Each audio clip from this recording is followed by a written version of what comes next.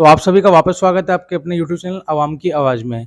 आज हमारे संग मौजूद हैं गुजरात के आम आदमी पार्टी के प्रदेश अध्यक्ष गोपाल इटियाला जी। भैया आपका बहुत-बहुत स्वागत है। Thank you. पहले तो आपसे ये जानना चाहेंगे भैया गुजरात में इस समय माहौल कैसा चल रहा है? आम आदमी पार्टी के लिए या फिर एक नई राजनीति को जिस तरह से पहचान मिल रही है आम आदमी पार्टी को पूरे गुजरात में, तो कैसा माहौल है इस समय?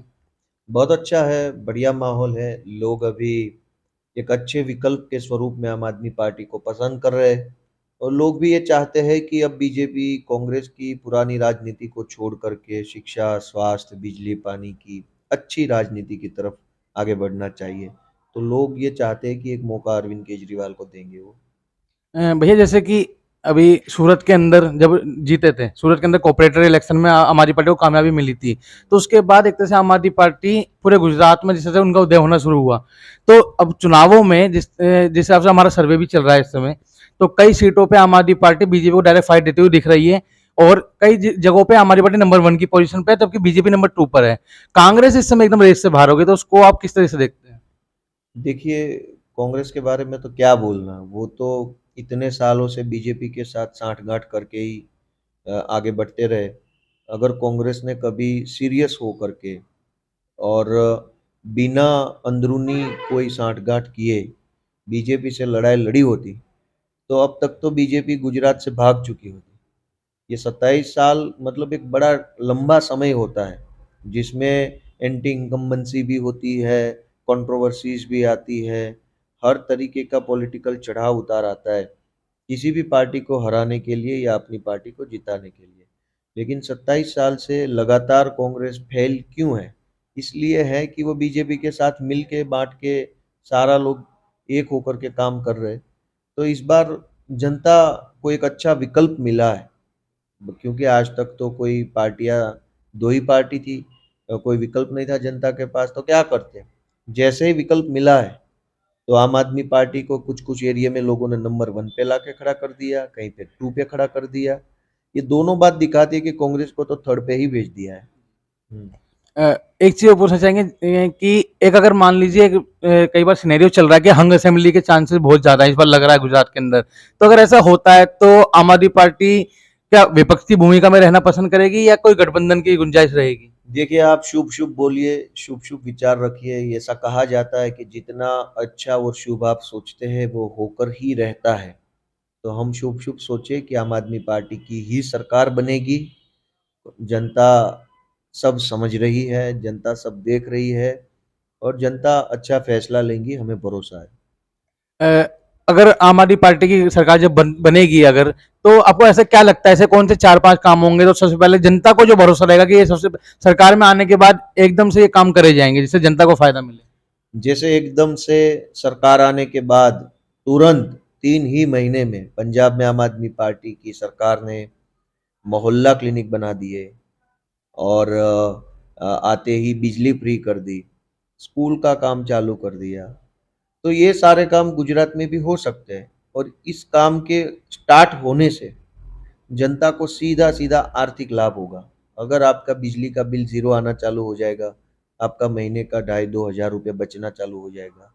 आपके मोहल्ले में मोहल्ला क्लिनिक खुल जाएगा, आपके फिर दूसरे 2-4 हज़ार रुपए बच जाएँगे। फिर आपके एरिया में अच्छा-अच्छा स्कूल बन जाएगा, फिर आपके 10, 12, 15, 20, 25, 30 हज़ार रुपए बचने लगेंगे। तो ये काम आम आदमी पार्टी ने दिल्ली में करके दिखाया है, पंजाब में चालू हो गया है। गुजरात में भी एकदम से जैसे आप बोल रहे हैं कि सरकार बनने के तुरंत बाद यही काम होंगे और सरकार बनने के तुरंत बाद लोगों के पैसे बचना चालू हो जाएँगे। अभी जैसे सीबीआई रेड हुई मनीष सिसोदिया पे दिल्ली में, तो एक तो वो सवाल कि आप उस रेड को किस तरह देखते हैं? दूसरा ये कि मतलब आपको पर्सनली कभी डर नहीं लगता कि मतलब गुजरात में भाजपा जिस तरह से इस समय सीबीआई और ईडी का इस्तेमाल कर रही है, तो आम आदमी पार्टी पर जिस लगातार या विपक्षी दलों पे इस्तेमाल बहुत ज़्यादा किया जा रहा है। तो पर्सनली आपको आपको या जो बाकी साथी हैं, उनको डर नहीं लगता कि हम पे भी कोई सीबीआई रेड ना करा दे, गिरफ्तार ना कर लें? तो सीबीआई रेड अभी कर लें, किस बात का डर है? क्या है हमारे पास? हमने क्या गलत काम किया है? हमने हमने लोगों के साथ कहाँ धोखा किया? हमने ऐसा कोई काम ही नहीं किया कि किसी से डरना पड़ेगा। डरता वो है जो बेईमान होता है, जिसने कुछ गलत काम किया है वो डरता है। हम क्यों डरेंगे? हम बैठे हैं यहाँ पे, गुजरात जैसे स्टेट में हम भाजपा के लोगों के सामने लड़ रहे हैं, यही दिखाते हैं कि हम ईमानदार हैं, हम क्यों डरेंगे?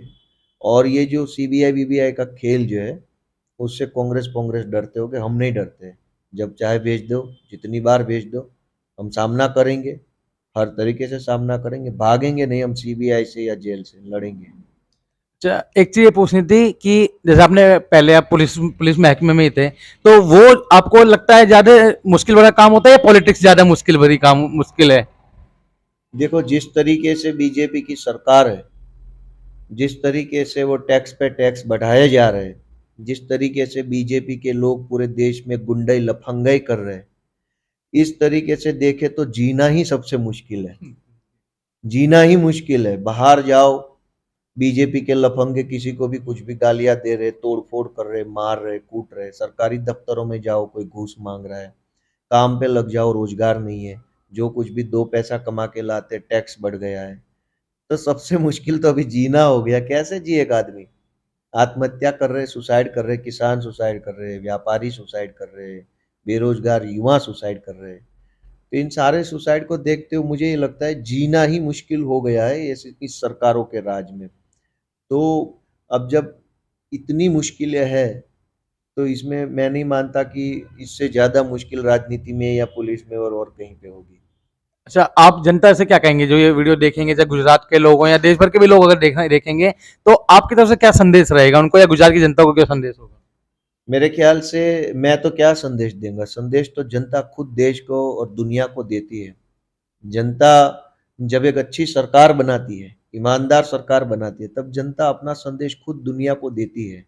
तो जनता ने बार बार इतिहास बनाया है, जनता ने संदेश दिया है पूरी दुनिया को कि कैसे कैसे तानाशाहों को भी हराया जा सकता है, कैसे कैसे भ्रष्ट लोगों को भी घर भेजा जा सकता है।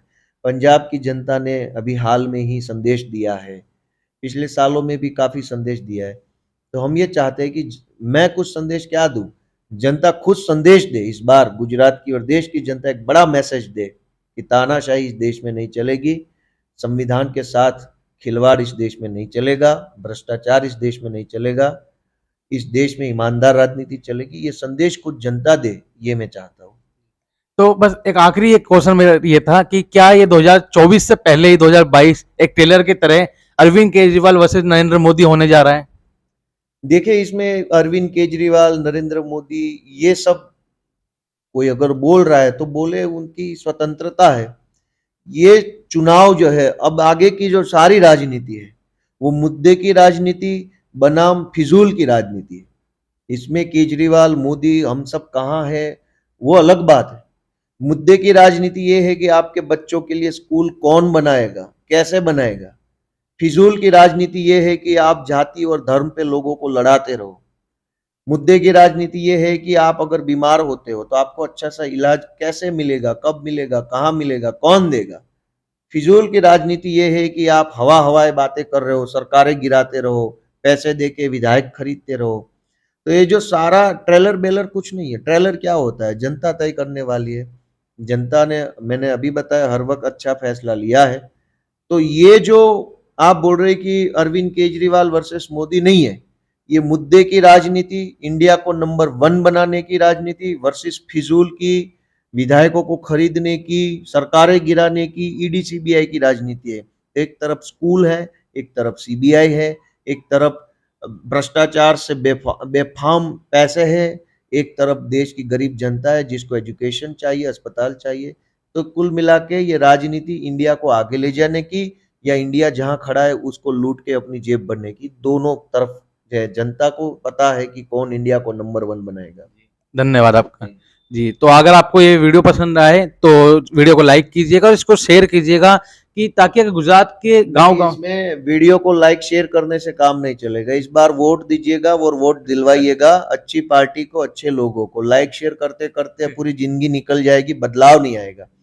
तो लाइक शेयर करने के साथ साथ आप थोड़ा वोट भी दीजिएगा अच्छे लोगों को, पढ़े लिखे लोगों को, अच्छी पार्टी को, आम आदमी पार्टी को, अरविंद केजरीवाल को, और वोट दिलवाइएगा भी।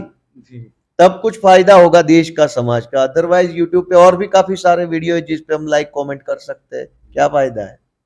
जी बिल्कुल, अगर अब आपको आप बात से सहमत है, गोपाल भाई की आपने सारी बातें सुनी है, और आप ईमानदार राजनीति के तौर पे आप देखते हैं, आप जरूर वोट देने जरूर जाइएगा। पहले तो ये है कि वोट परसेंटेज जरूर बढ़ना चाहिए। हाँ। वोट देने जरूर जाइएगा और वोट दीजिएगा। जय हिंद, जय भारत।